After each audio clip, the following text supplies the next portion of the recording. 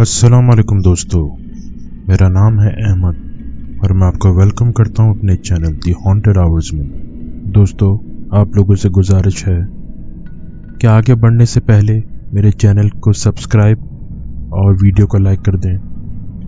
आप लोग के इस सपोर्ट से मुझे मज़ीद इस तरह का कंटेंट बनाने का मौका मिलेगा, तो प्लीज़ सब्सक्राइब ज़रूर करें, बेल आइकॉन पे प्रेस करें और आगे आने वाली कहानियों का मजा लें। शुक्रिया। ये वाक़या एक सच्चा वाक़या है। ये जिन खातून का आंखों देखा वाक़या है वो मेरे करीब रिश्तेदारों में से हैं, लेकिन प्राइवेसी को मद्देनज़र रखते हुए मैं उनका नाम नहीं लूँगा और आगे का सारा वाक़या उनके नज़रिए से सुनाऊँगा। ये वाक़या आज से लगभग 15 साल पहले का है। हैदराबाद दक्कन में हुसैनी आलम नामी एक इलाके में एक सब्जी फरोश था। लोग उसे आरिफ भाई के नाम से जानते थे। काफ़ी इज्जतदार थे और उनकी खुशहाल छोटी सी एक फैमिली थी। आरिफ भाई के 2 बच्चे थे, एक लड़की जिसका नाम इरम था और एक लड़का जिसका नाम आसिफ। इरम 26 साल की थी और आसिफ 22 साल का था। इरम की शादी के मामलात में उसके माँ बाप काफ़ी परेशान थे। लड़की की उम्र निकली जा रही थी और बाहर कोई मतलब का रिश्ता मिल नहीं रहा था। काफ़ी वक्त निकल गया तो एक दिन आरिफ भाई की छोटी बहन ने कहा, जो कि दिल्ली से छुट्टी पर आई थी, भाईजान, मेरी एक दोस्त है, इधर ही हैदराबाद में मुकीम है, काफ़ी खाते पीते लोग हैं, अगर आप कहें तो इरम के लिए बात आगे बढ़ाऊं। इस पे आरिफ भाई ने कहा, क्यों नहीं, हम तो अच्छे रिश्ते की ही तलाश में हैं। बात आगे बढ़ी और आरिफ भाई की छोटी बहन ने लड़के वालों को घर पे बुला लिया। एक दूसरे से मिलने के बाद कुछ बात ना बनी। लड़के वाले कुछ अजीब सी तबीयत के लोग लग रहे थे। सब कुछ होते हुए भी वो किसी से मिलते जुलते नहीं थे। बहरहाल आरिफ भाई ने रिश्ते से इनकार कर दिया। ये बात उस लड़के की मां को बहुत नागवार गुजरी और वो गुस्से में आ गई। उन्होंने इस इनकार को अपनी अना का मसला बना लिया और जाते जाते धमकी दी, मैं भी देखती हूं कि तुम्हारे खानदान का नाम आगे कैसे बढ़ता है। आरिफ भाई ने इस बात को दरगुजर किया और धमकी को अहमियत ना दी। अभी 1 महीना भी गुजर ना पाया था कि उनके बेटा आसिफ की तबीयत में कुछ अजीब सी तब्दीलियां आने लगी। वो अचानक किसी भी वक्त घर से गायब हो जाता, फिर रात गए आता और पूछने पे खामोश रहता।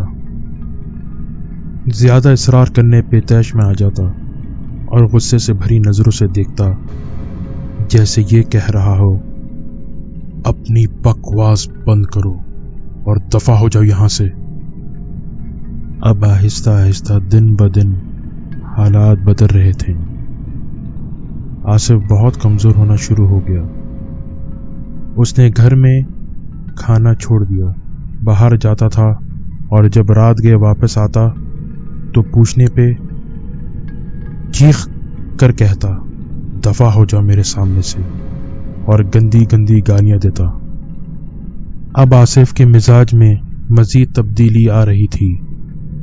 ऐसा लगता उसके अंदर से 2-3 शख्स बात कर रहे हैं।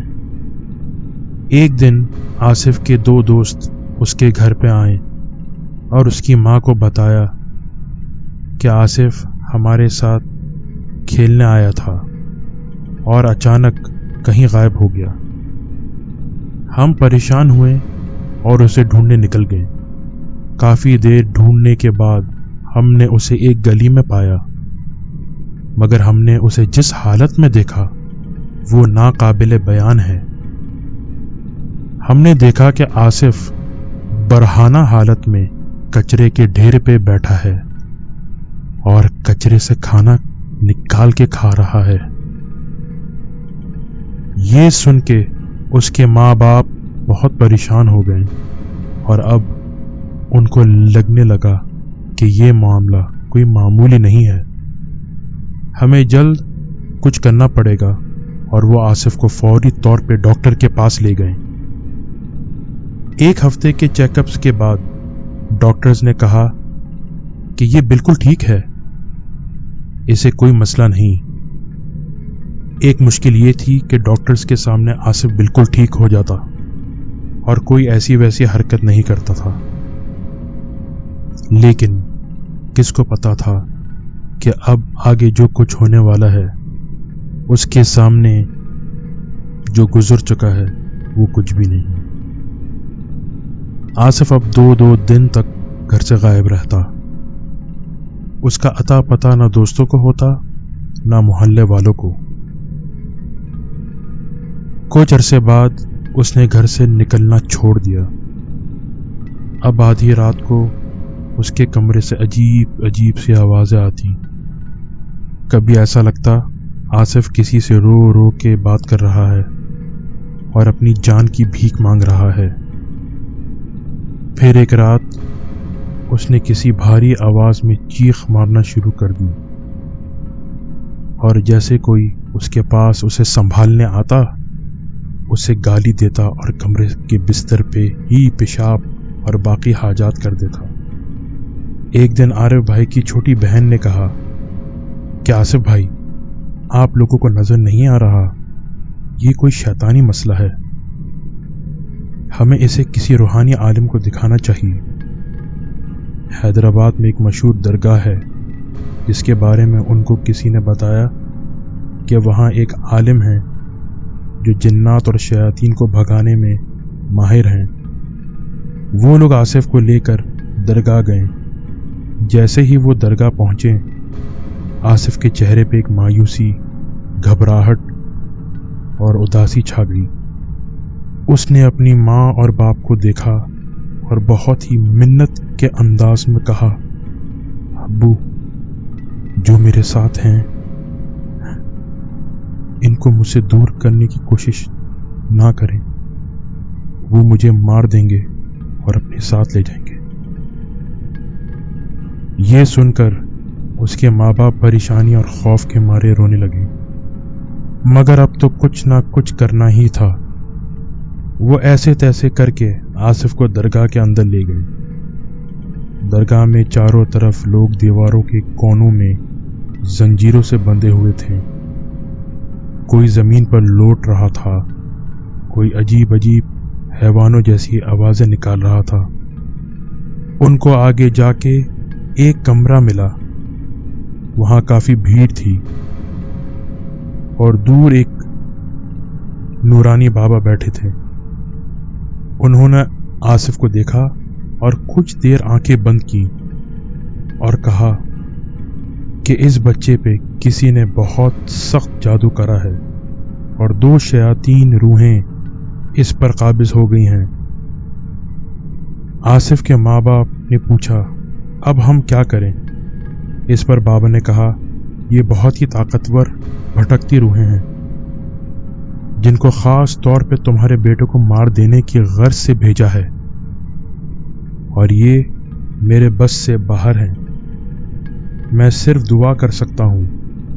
अगर मैं इन्हें कुछ करने की कोशिश की तो हो सकता है ये तुम्हारे बेटे को मार दें, और इसमें हमारे जीतने के इम्कान बहुत कम हैं। ये सुनकर आसिफ के माँ बाप ने कहा, आप कोशिश करें, शायद मसले का हल हो जाए।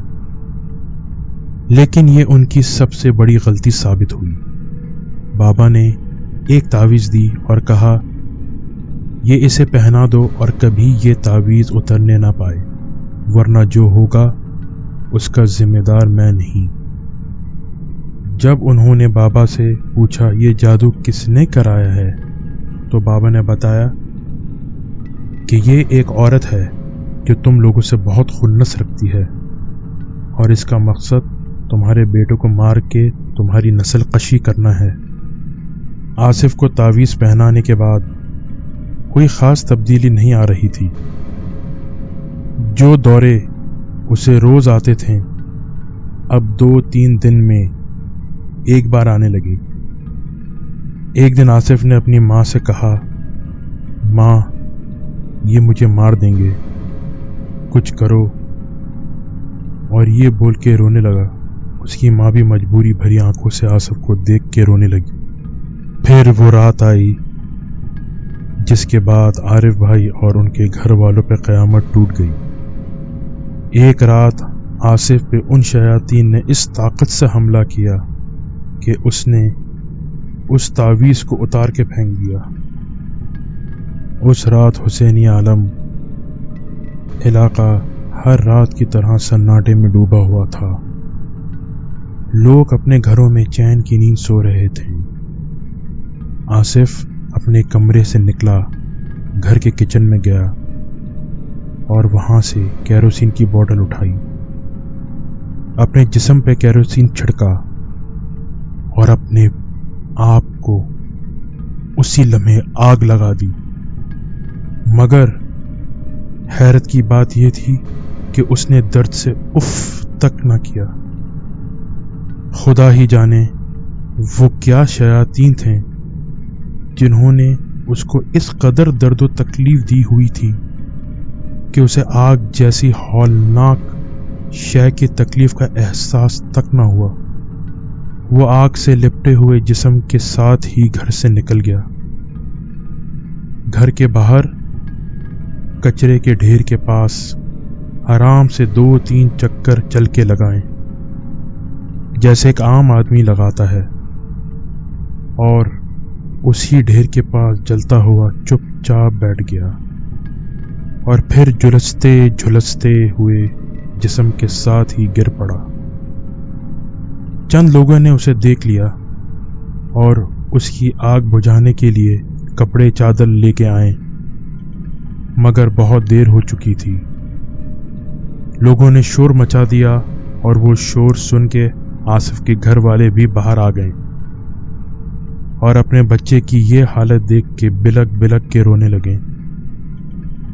اس کے بعد عارف صاحب نے اپنے بیٹے آصف کو گود میں اٹھا لیا اور گاڑی میں لے کے ہاسپٹل چلے گئے، مگر کچھ ہو نہ سکا۔